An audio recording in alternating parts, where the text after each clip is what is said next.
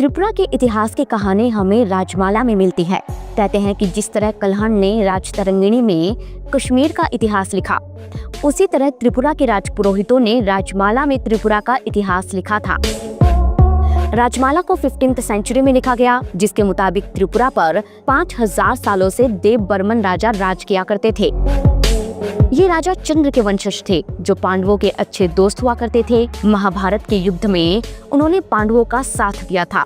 उन्होंने त्रिपुरा के फोर्स को कौरवों से लड़ने के लिए कुरुक्षेत्र भेजा था, और जब युधिष्ठिर राजा बने तो उनके ताजपोशी में शरीक होने वो खुद इंद्रप्रस्थ आए थे। राजमाला में लिखी ये बातें कितनी सच है, ये तो कोई नहीं जानता, लेकिन हिस्टोरियन बताते हैं कि सदियों पहले त्रिपुरा नॉर्थ ईस्ट की 3 प्रमुख रियासतों में से एक हुआ करता था।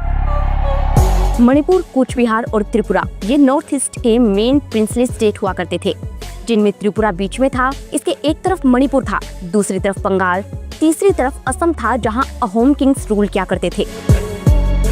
त्रिपुरा के ईस्ट में कछार राजाओं का राज था और ऊपर की तरफ अरक्कन था, जहां रोहिंग्या रहते थे। उस वक्त त्रिपुरा काफी बड़ा हुआ करता था और ये 2 अलग अलग ज्योग्राफिकल रीजन में बंटा था। इनमें से एक था मैदानी इलाका, जहां बंगाली बोलने वाले हिंदू मुस्लिम रहते थे और इसे प्लेन त्रिपुरा कहा जाता था। वहीं दूसरा था पहाड़ी इलाका, जहां घने जंगलों में अलग अलग ट्राइब्स रहा करती थी। इसे हिल त्रिपुरा कहा जाता था। प्लेन त्रिपुरा में नोआखली, कोमिला और बहुत सारा वो एरिया आता था जो आज बांग्लादेश में है। वहीं त्रिपुरा की राजधानी हुआ करती थी उदयपुर, जो अगरतला के करीब बसा था। हजारों साल पहले उदयपुर का नाम रंगमती था, लेकिन 1567 में त्रिपुरा के सेनापति गोपी प्रसाद ने राजा अनंत माणिक्य का मर्डर कर दिया और खुद यहाँ के राजा बन गए। उन्होंने अपना नाम बदलकर उदय माणिक्य रखा और रंगमती का नाम बदलकर अपने नाम पर उदयपुर रख दिया।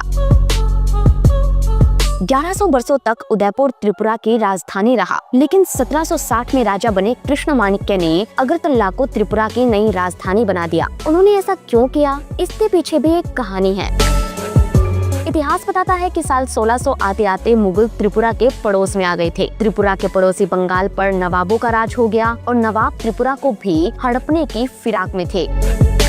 नवाबों ने कई बार त्रिपुरा पर हमला किया और वहां का बहुत सा इलाका जीतकर बंगाल में मिला लिया।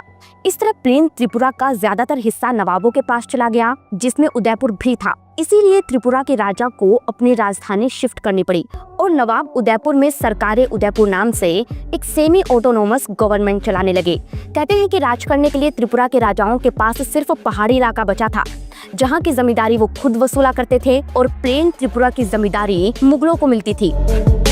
18th सेंचुरी तक ऐसा ही चलता रहा, लेकिन फिर आया साल 1757। बंगाल के नवाब सिराजुद्दौला और ब्रिटिशर्स के बीच बैटल ऑफ पलासी लड़ा गया और इस जंग में नवाब हार गए, जिसके बाद बंगाल पर अंग्रेजों का कब्जा हो गया।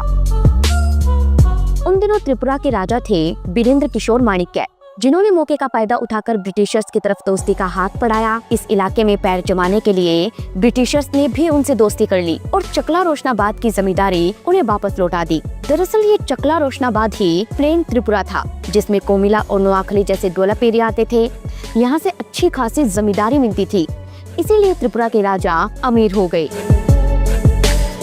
हम मिलेंगे आपको नई कहानी के साथ, तब तक के लिए धन्यवाद।